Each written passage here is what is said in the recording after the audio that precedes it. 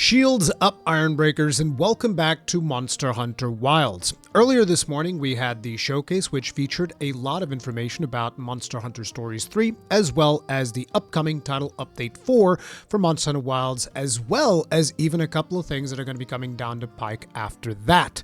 However, this was indeed the last major title update that Monster Hunter Wilds is going to be receiving. So this has been an ongoing discussion in a lot of my live streams. A lot of people saying that title update 4 is going to be the last one. I was saying I don't think so. I think there's at least going to be another major update, and a lot of the reasons why I thought about that is because of the weapon design contest, as well as Arc Tempered Arcfeld and some more stuff. But we're going to be talking about that a little bit further in this video because all of that does get addressed. But in terms of like major title updates, title update 4 is in fact going to be the last one. So in today's video, we're going to be covering what is the content that we're going to be seeing both in title update 4 and beyond. Then I'm going to be making follow-up videos talking about some more specific things that I want to dive a little bit deeper into. So this title is going to be deployed on the 16th of December, and then there's going to be the Festival of Accord Lumen Hymn, which is going to be dropping on the 19th. All of this is going to be accompanied by a whole lot of special event quests, special DLC stuff that you're going to be getting, and all of that. But naturally, one of the most important things is what you are watching on screen right now, and that is Gogmazios. That is going to be kind of like the centerpiece of the title update, and pretty much all of the endgame is going to be surrounding the Gogmazios hunt, which in my opinion is not necessarily the best of ideas. Like, don't get me wrong, I'm super excited to hunt Gogmazios, but I always feel like Monster Hunter has this tendency with each title update to be like, this is the monster you should be hunting now, whereas I feel like it really should spread its wings a little bit more and get us to hunt, a wider variety of monsters. And maybe the reward of that could have been something like, hey, if you hunt this monster, combine this with Gogma materials, then you have better chances with the RNG of getting like a specific set bonus or a group bonus or something along those lines. I feel like that would have been a little bit better, but it is what it is. So the Gogmazios hunt is going to be one of the few hunts that we've had in Monster Hunter that actually breaks the rule of 4. Now, there's actually some lore reason behind why there's always 4 players. Naturally, it's more like of a technical limitation, and it's just like a lot of co-op games just go for 4-player co-op, and they just kind of made up this lore story around it to kind of like justify why there's always 4 hunters. Now, one of the first times that I remember us actually breaking the rule of 4 was for Call of the Wrath, because this is a siege where more than 4 players participate in, even if indirectly. But, Gogmazios is actually going to have 8 hunters on screen. However, only 4 of those are going to be playable hunters. The rest of them are going to be support hunters. And as a matter of fact, if we pay attention to the trailer that we got to watch earlier this morning, you'll notice that there's even like some set piece moments, like when Fabios goes on and just says, "Get behind me!" So that's going to be like an important scripted set piece that you're likely going to have to hide behind Fabios, and there might be other interactions with some of the other hunters. We will see how that pans out. Now, an important question is it soloable, which is something that a lot of people want to know. I don't think it's going to be really designed for true solo in the same way that Omega is not designed for true solo, but that hasn't stopped people from doing it. But I do think that the point is going to be you're going to be able to just do a chuck full of support hunters if that is something that you want to do. But we'll see how that pans out because we don't know all of that information yet. Now, one of the things that we have seen with the Gogmazios siege is that there's going to be some shenanigans going on with the laser weapon that he has on his back. There's some reference from Werner there where he's talking about the Spectre of War. Could that be a reference to the big weapon on his back, which is kind of like a laser siege weapon that you will be using at some point during the hunt? Is the Gogmazios going to be huntable without using that weapon? That is something that we are not 100% sure, but it's definitely going to make things a little bit easier. Could that be the weapon that requires armor spheres in order to be fired? as was implied during, I think, was it during the Festa event at Paris Games Week. We'll see how that pans out. Also, if I happen to sniffle during this video, my apologies. I'm still a little bit sick, still recovering. And we also have the Game Awards going on tonight, which, by the way, make sure to subscribe, hit the like button, all of the usual shenanigans so that you can check out the show, because I believe now that, Capcom has confirmed that Title Update 4 is going to be the last title update, it actually makes sense for them to announce the expansion at the Game Awards. So I suspect that that is going to be something that we're going to be seeing, so you likely won't want to miss it. We'll see how things pan out in there as well. Another thing that I've noticed in the trailer is that there's also appears to be some type of laser slinger ammo, which you guys likely have seen in the trailer a little bit earlier before we got the Arc Tempered Jin the Hot here. The Hunter Nadia returns, which is a Monster Hunter character. She's been in Monster Hunter 4 Ultimate. I don't know if she's been in other titles. She might have been in Generations as well. I'm not sure. I believe that the first appearance was in Monster Hunter 4 Ultimate. She is one of the Ace Hunters.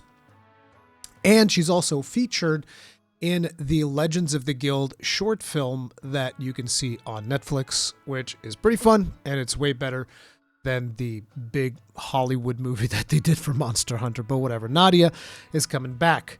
Now, in terms of the Gogma Ardian weapons, I'm just going to do a quick passage because this does require, I do want to talk a little bit further into it, my feelings on it and all of that.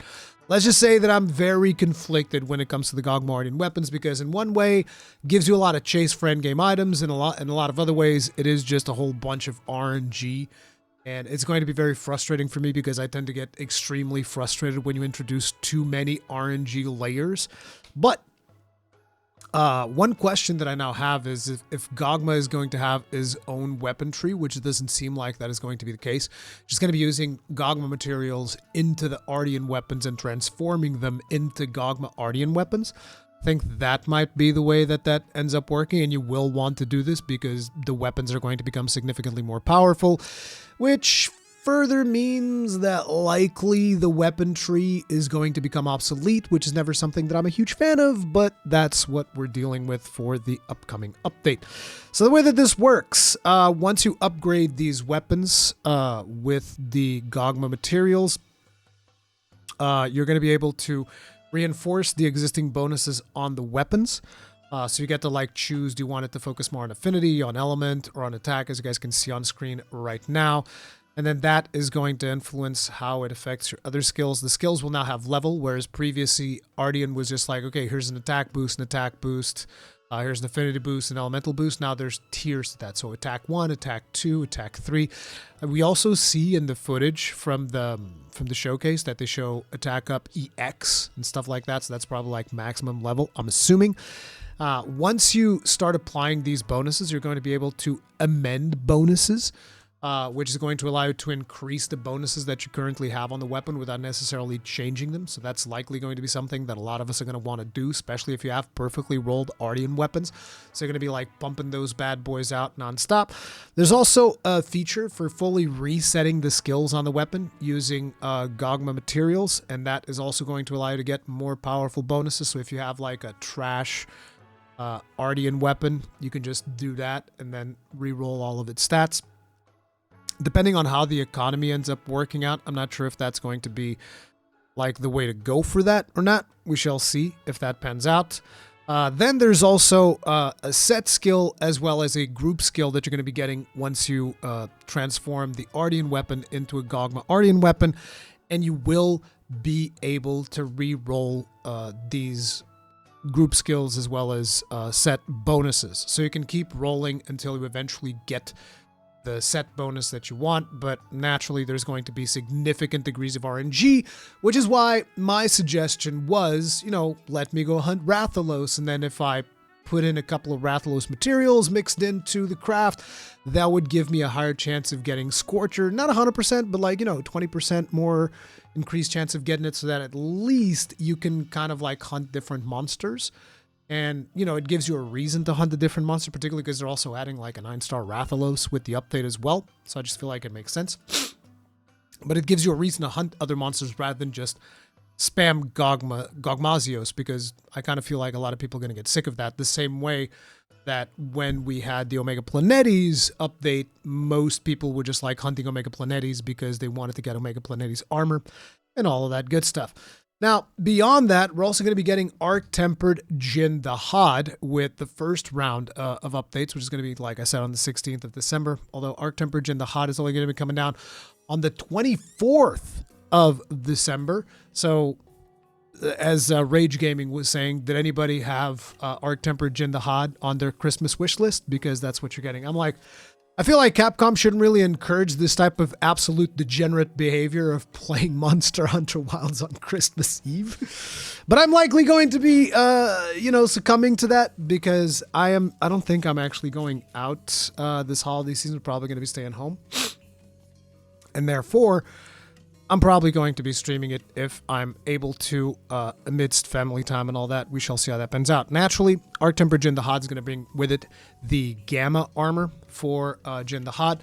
And Jin the Hod's armor is actually really good, so I predict that one to be something that's going to shake up the meta, because Jin the Hod armor also has Agitator, very sought-after skill, at least for myself personally. But we'll see how it pans out. But I'm excited to see how much this is going to shake up, because we're going to get Gogmazios armor, then we're going to get Jin the Hod's armor, and then there's also Transcendence, which is also going to shake up the meta significantly, I feel. So Transcendence is going to increase the amount of armor reinforcement that you're going to be able to do on your traditional armor, but on top of it, it's also going to bring some more viability to Rarity 5 and Rarity 6 armor, which is something that I heavily support Capcom doing more of, because you should be able to use armor that is not just the latest and greatest, which is something that we've been doing throughout a lot of Monster Hunters. It's usually like, oh, this new monster came out, this is now the best armor. If it's not the best armor, it's like a very viable side grid, but you're usually just like picking between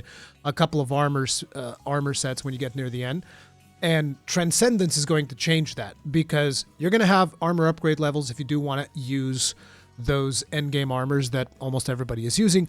But if not, if you're going to use Rarity 5 and Rarity 6 armors, then those are going to have better slots, and those are going to become much more viable. Like, one of the things that instantly jumped to mind is, oh, I want to have a weapon that, well, not necessarily a weapon, but I want to have something that I can use with the Zoshia Gunlance, which has the, what's it called? White Flame Torrent, which has White Flame Torrent, which scales off a Scorcher. So I want to be able to use, old Rathalos armor with Scorcher, maybe put that together with White Flame Torrent, see how that works out. I don't know if you can get, I guess you can't get White Flame Torrent on the Gogmazios weapons, because that'd be really cool.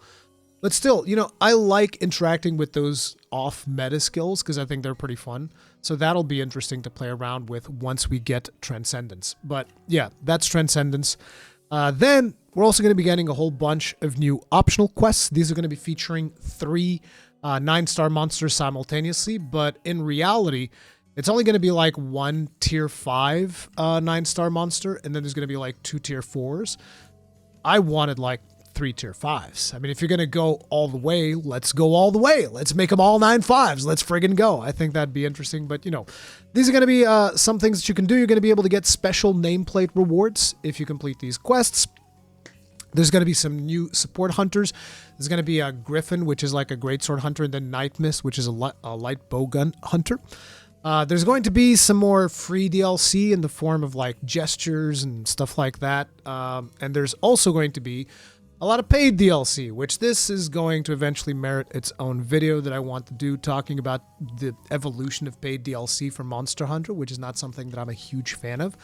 But that's going to be its own video. For now, suffice it to say, I feel like there's way too much paid DLC, and particularly with the one that was shown during the showcase, I am seeing, somewhat of a lost code situation that we had with Monster Hunter Rise. I don't know if a lot of you guys remember or don't remember, but back with Monster Hunter Rise, there were these set of weapons that were lost code weapons, and I kind of got a little bit upset about those due to the fact that they had unique sheathing animations very much like these ones do. And there's nothing really in game that compares to the quality of those weapons. Because you see, I'm usually pretty okay with cosmetic DLC, so long as there are comparable items that you can obtain in game.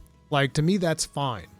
The problem is when the paid cosmetic DLC is significantly superior or significantly more unique than the stuff that you can get in game, then I'm a little bit frustrated, but that's just my point of view. I don't want to rain on anybody's parade because I saw a lot of people during my stream were just going like, take my money! And like, I get it, like everybody's excited and all of that jazz, but I just feel like we have been crossing a line for quite some time with Monster Hunter, so I'll probably do a whole dedicated video talking about my feedback on that. But for now, just know there's going to be a bunch of free as well as paid DLC, both with this update as well as with the updates coming in February, which is the update that's going to bring a little bit more content we're going to be talking about. It's also going to be new event quests, naturally, when the festival Lumen Hymn comes around.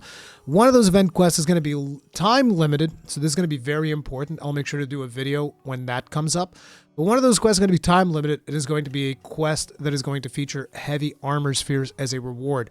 This is a quest that most likely you will want to do. We shall see how, armor sphere acquisition is going to work after the update, but most likely you will want to focus on this quest quite a bit because you are going to need more and more armor spheres.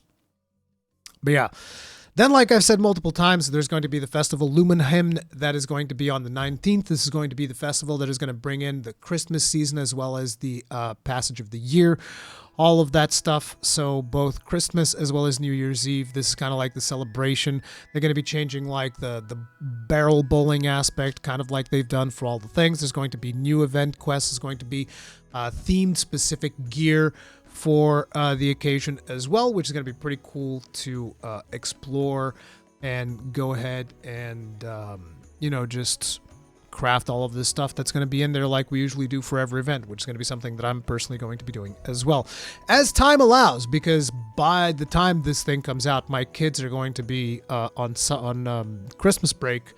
So obviously at the age that they're at, that's also going to be taking a lot of my time. So do bear with me. Thank you guys very much for the support. You guys have been amazing.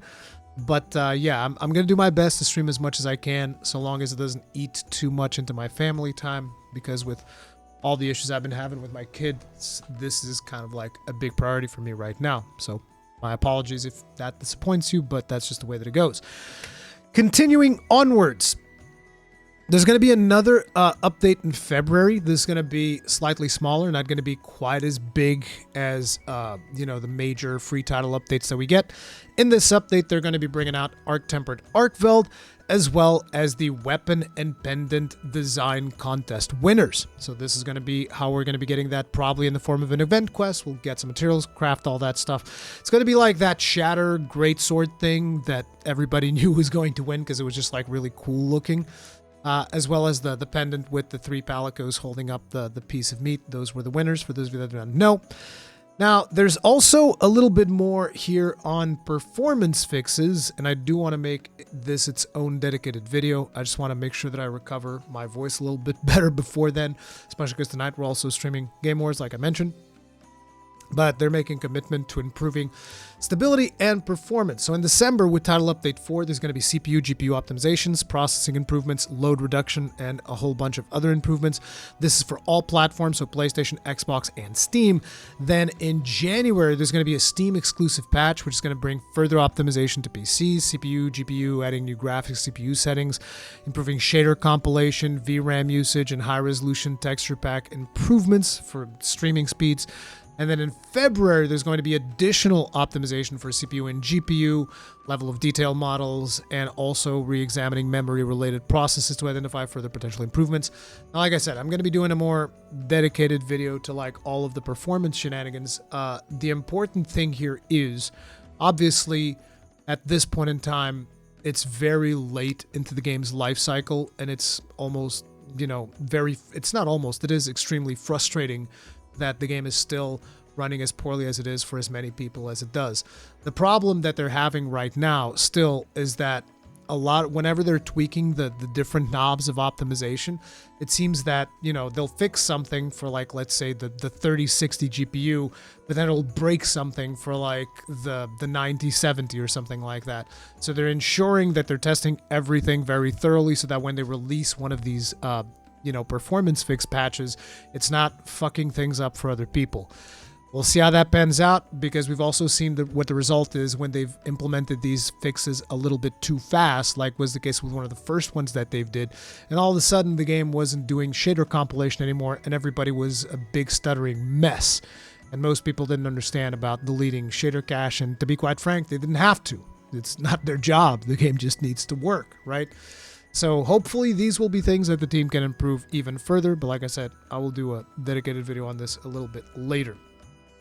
Now, beyond this, the game also received a Latin American Spanish voice option.